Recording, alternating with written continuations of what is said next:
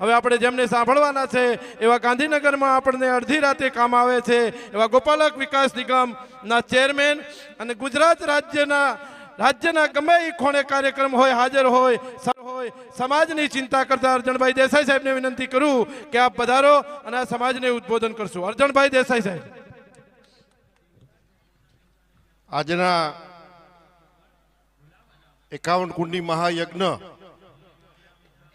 તેમજ રામનારાયણ દાસ બાપુ છેલ્લા 35 વર્ષથી જેમણે પ્રતિજ્ઞા કરી હતી એ આજે પૂર્ણ થઈ રહી છે. એવા શુભ અવસરે આપણી વચ્ચે ઉપસ્થિત આપણા ભારત વર્ષની ગુરુ ગાદી દુધરેજ વડવારા મંદિરના પરમ પૂજ્ય મહંત મહામંડલેશ્વર કણીરામ બાપુ, શિક્ષણનું કામ હોય, આરોગ્યનું કામ હોય, ગૌ સેવાનું કામ હોય, સંસ્કૃત પાઠશાળા ચલાવવાનું કામ હોય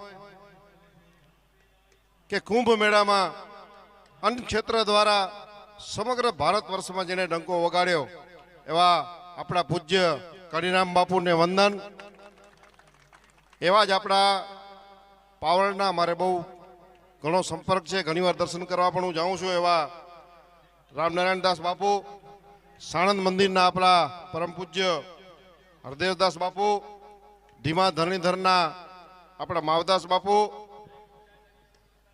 તુલસીદાસજી બાપુ, સમાજના સૌ આગેવાનો શ્રી રતનસિંહભાઈ, શ્રી સરતાનભાઈ, ઠાકરસિંહભાઈ, નાગજીભાઈ, વસરામભાઈ, પીરાભાઈ, મેવાભાઈ, સરતાનભાઈ, રામજીભાઈ, કચ્છમાંથી પધારેલા અમારા આમાભાઈ કાનમેર, સૌ ટ્રસ્ટીઓ, આગેવાનો શ્રી હરજીભાઈ, દુદાજી, થાનાજી, ઘણા બધા આગેવાનોને નામ લઈ શકાય એવા સૌ આગેવાનો.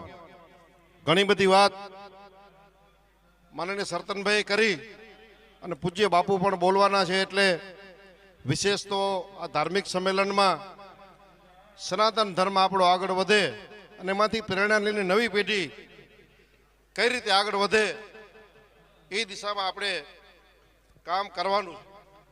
મિત્રો, શિક્ષણની વાત કરી સરતનભાઈએ. ગુજરાતને આગળ લાવવું હશે, આપણા જિલ્લાને આગળ લાવવો હશે, તાલુકાને આગળ લાવવો હશે અને ભારત વર્ષને આગળ લાવવું હશે. નરેન્દ્રભાઈ મોદી સાહેબ આપણા વડાપ્રધાન વિકસિત ભારતની વાત કરે છે તો એના માટે બધી જ્ઞાતિઓ રખડતી ભટકતી વનવગડે રહેતી જ્ઞાતિઓ, મજૂરી કરનાર, ખેડૂત, પછાત વર્ગ, ભાઈઓ બહેનો, યુવાનો, 100 દર્દની એક દેવા છે શિક્ષણ. જો આપણે શિક્ષણ મેળવશું તો ધર્મને ખૂબ માનીએ છીએ એ વધુ માનતા થશું.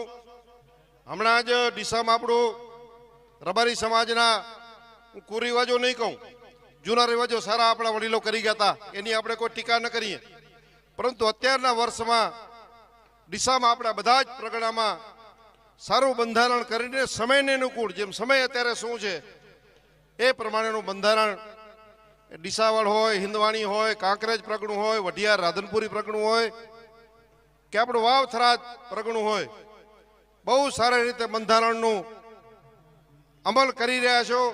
6, 7, 8, 10 દિવસથી જોઈ છે, બધા વોટ્સઅપમાં મૂકતા રહે છે. એમાં પૂજ્ય બાપુનો તો સિંહ ફાળો છે. બાપુ જ્યાં જ્યાં ગામમાં જાય ત્યાં વ્યસનોના રિવાજ માટેની વાત કરે છે. હું ગઈકાલે જ વરણસરી ગામમાં એક લગ્નમાં ગયો તો, બહુ ગરીબ પરિવાર રહે છે, મારા માસીના દીકરાને ત્યાં લગ્ન હતા. મને કે સાહેબ 3 થી 3.5 લાખ રૂપિયાની બચત અમારે થઈ ગઈ. હા, રિવાજો સુધારણા થઈ, ડીજેથી માંડીને બધું જ વ્યવહારો, જે પૈસાનો વ્યય થતો હતો એને આપણે શિક્ષણ તરફ વાળશું. સરતનભાઈ બહુ સારી વાત કરી રાધનપુરમાં કે બધી જ વાત સાચી, પણ જો શિક્ષણ આવશે ને તો આપણે કાંઈ આ બધા સમાજ સુધારણાથી માંડીને સંસ્થાઓ પણ ઊભી થશે ને દાતાઓ પણ ઊભા થશે. હમણાં વાત કરી કે વાવ થરાદમાં સંકુલથી હરિયાણાથી આપણે ટ્રેનર પણ બોલાયા છે, રાધનપુરમાં પણ ટ્રેનિંગ ક્લાસ ચાલે છે, દિયોદર રેક્ટ સંસ્થા, ખૂબ દુધરેજ બાપુ પણ મહેનત કરી રહ્યા છે. મારી વિનંતી છે, આપણે ઘણા વાતો કરતા હોઈએ કે ફલાણી જ્ઞાતિના માણસો તો બહુ નોકરી લાગ્યા, કોઈ પોલીસ સ્ટેશન કે કલેક્ટર ઓફિસ ખાલી નહીં હોય, કે ચૌધરી સમાજ હોય, નાડોદા સમાજ હોય, ગૌરવ લેવું જોઈએ. બધા સમાજ સ્થિર છે, શિક્ષિત છે એટલે આગળ આવ્યા છે. રબારી સમાજ પણ બીજા સમાજની હરોળમાં આવે. આપણે પાછળ રહી ગયા છીએ એટલે ખાસ કરીને મારી વિનંતી છે આપ સૌને કે આપણા બાળકા દીકરી દીકરીઓને ભણાવીએ અને જે ભરતી થઈ રહી છે ખાસ કરીને પોલીસની ભરતી હોય, એસટીની ભરતી હોય, આપણે 12મું ધોરણ કોલેજ ઓછું ભણેલા હોય રબારી ભરવાડ સમાજ ખાસ કરીને, ત્યારે આ ભરતીમાં પણ સારી એવી સંખ્યા આપણને દેખાણી છે. એનો શ્રેય આપણી સામાજિક સંસ્થાઓ, શૈક્ષણિક સંસ્થાઓ અને તમે બધા જે આગેવાનો છો, ભલે ભણેલા ઓછું હશો, તમે પણ ખૂબ દાન રબારી સમાજની સંસ્થાઓમાં આપ્યું છે. આપણા ભુવાજી આગેવાનો, સાધુ સંતો, એમને પણ હું અભિનંદન આપું છું. ભાઈઓ, ગઈકાલે જ ગુજરાત સરકારની આજે કેલેન્ડર છે ભરતીનું, ઘણા બધા રિટાયર થયા છે. હજારો જીપીએસસી, યુપીએસસી, ગૌણ સેવા પસંદગી, ખૂબ બધી પોલીસ ભરતી બોર્ડની હજારો જગ્યાઓ બહાર પાડવાની છે. ગઈકાલે પણ ગુજરાતમાં લગભગ 5300 જેટલી જગ્યાઓ, એમાં આપણા સમાજને બહુ લાગુ પડે એટલે કહું છું, જગ્યાઓ ગુજરાતની સરકારે બહાર પાડી છે. એમાં સમાજ કલ્યાણ અધિકારી નિરીક્ષક 125, કલેક્ટર ઓફિસમાં કારકુન ભરવાના છે. તમારે નાનું કામ હોય ને તો કલેક્ટર ઓફિસમાં કલેક્ટર સાહેબ તો કરતા કરે, પણ પેલું કામ ક્લાર્ક કરે. એટલે 1600 જેટલી જગ્યાઓ બાપુ ગઈકાલે ક્લાર્કની પણ સરકારે જાહેરાત બહાર પાડી છે. એવી જ હેડ ક્લાર્કની 134 જગ્યાઓ, સિનિયર ક્લાર્કની 503 અને જુનિયર ક્લાર્કની 305, એટલે લગભગ 5500 જગ્યાઓ બહાર પડી છે. હમણાંથી જેના ફોર્મ ભરવાના બાકી છે.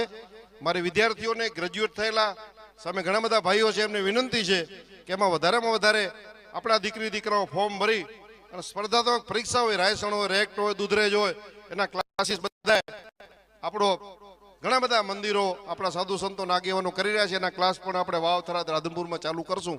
તો ભરતીમાં પણ એને સમાજની સાથે રહીને અને બીજી જ્ઞાતિને પણ, આપણા ગામમાં રહેતા એવું નથી કે રબારી માત્ર એમાં ગરીબ હોય, હોશિયાર હોય, એને તો કોઈ મદદની જરૂરત. આપણે સર્વ જ્ઞાતિને ભેગા લઈને આપણે ચાલવું છે.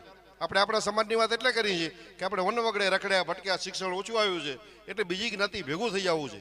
પણ ગામમાં પણ બધી જ્ઞાતિ જાતિ બધાની આપણે જરૂર પડવાની છે. ત્યારે શિક્ષણમાં ખૂબ સારો, સંતોષકારક ન કહી શકીએ પણ ખૂબ સારો પ્રયત્ન આપણા ડ્રાઈવર, કંડક્ટર, પોલીસમાં. મને યાદ છે, મેં એસટી બોર્ડમાં હતા ત્યારે ભરતી કરી તો લગભગ 9%નો રેશિયો, 10,000ની જગ્યા બહાર પાડી એમ ડ્રાઈવર કંડક્ટરની, તો 900 રબારી ભરવાડને અમે સિલેક્ટ કર્યા. તો એનું કારણ કે ડ્રાઈવર ને કંડક્ટરની હોશિયારી હતી, ગ્રેજ્યુએટ થયા, ભણ્યા, એસટીઓ શીખી, ક્લાસીસ આપણે કેડી દેસાઈ સાહેબે કઈ રીતે એસટી ચલાવી એના ક્લાસીસ કર્યા. તો આ તબક્કે વાવ, થરાદમાં પણ મારી વિનંતી છે, શિક્ષણ સંકુલ બહુ સારું ઊભું કર્યું છે. ત્યારે પૂજ્ય બાપુના આજે આપણે સન્માન કરી રહ્યા છીએ અને દુધરેજ બાપુના આશીર્વાદથી હમણાં ખૂબ સરસ પ્રયત્ન થઈ રહ્યો છે. ત્યારે આપણા રિવાજો પણ ટકાવી રાખવાનો છો તમે, પણ સારી રીતે ટકાવી નહીં. પૈસો આપણો શિક્ષણમાં જાય તો 100 દરદની એક દેવા શિક્ષણ વધશે તો બધું થશે. અમને બોલાવે, અમારું સન્માન કર્યું એ બદલ આપ સૌનો આભાર માનું છું. બોલો વડવારા દેવ કી જય. ખૂબ ખૂબ આભાર સાહેબ, બહુ સારી માહિતી આપી છે આપણને. વિદ્યાર્થીઓને આ માહિતી પૂરેપૂરી સંપૂર્ણ મગજમાં બેસાડી અને જગ્યાએ ફોર્મ ભરવું હોય અને ખબર ના હોય તો અર્જણભાઈ સાહેબનો નંબર મારા પાસે છે, તમે મને કહેજો એટલે તમને પ્રેરણા પૂરી થશે પડશે.